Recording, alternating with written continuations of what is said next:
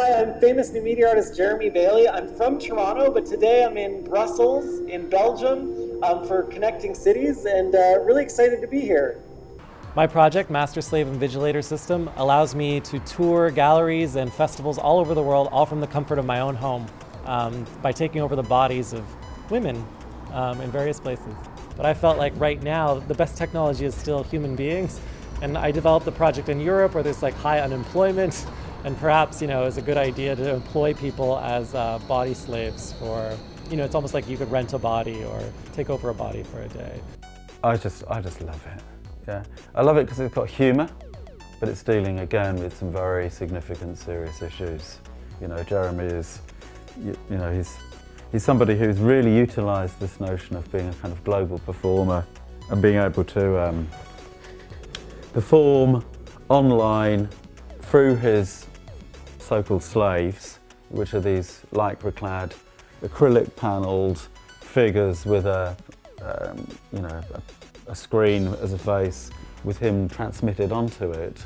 Even though I entered into this sort of sarcastically or satirically, taking over someone else's body or point of view is something that's very real and happening right now with like Google Glass. You can actually record your point of view. I think this is going to become something that we do more and more of, and right now for me I'm actually finding it quite fascinating.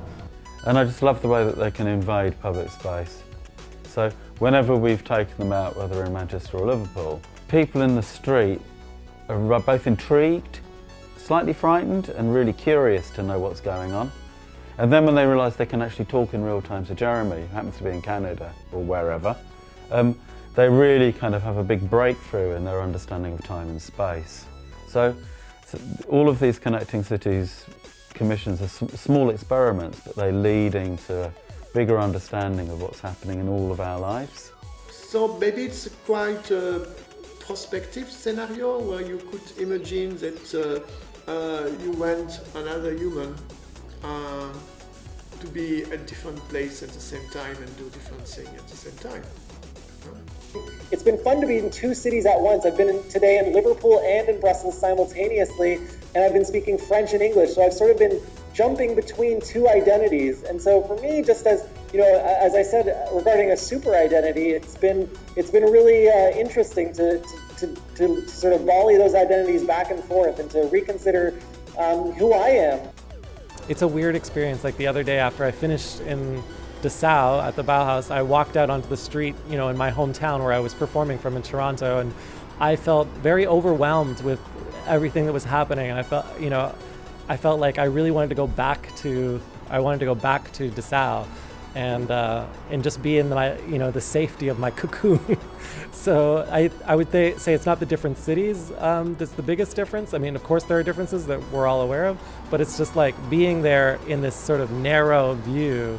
I don't know, it's hard to explain. Ja, also ich bin ja hier am Bauhaus derjenige, der sich mit der Bühne beschäftigt und mit diesen ganzen Bühnenutopien und vor allem auch mit Oskar Schlemmer. Und da denke ich natürlich, wenn ich Master and Slave sehe, so ein Stückchen auch an die Figurinen von Oskar Schlemmer im Triadischen Ballett und in den Bauhaustänzen, also eben auch diese Verpackung der menschlichen Figur in eine Kunstfigur. Und dann kommt eben, was bei Master and Slave vor allem interessant ist, eben noch diese technische Vision dazu, die eben vor allem auf dem Molinot vertreten wurde. Und deswegen ist es für mich eine unglaublich schöne Übersetzung eben der historischen Bauhausidee auch.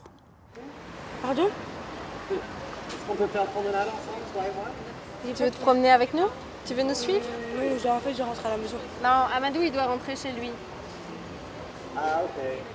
Yeah, well, for me, connecting people is what it's all about. And this project, I literally, connect with people, and I talk directly to people in this project. It's literally connecting with them face to face. And even though the face is behind the mediation of computer software, it's, we have a conversation. And, I think that's, for me anyway, as a performance artist, really amazing. There's nothing that can replace that. And I don't want to give that special thing over to the technology. I want to keep it for myself. And I think audiences like it too. The highlight was probably meeting some teenage boys who asked me what it was like to be a robot.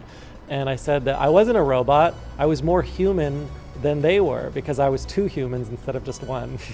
And they actually were so touched by that they came up and hugged me. And it was a very precious moment actually to be hugged virtually while being one of my slaves. So. My face is my art, but it really doesn't belong to me. It belongs to my audience, and it belongs to the people of Brussels, it belongs to the people of Liverpool. So yes, I consider it every single moment of my life. My face doesn't belong to me. My identity is barely mine. It's yours. It's all yours.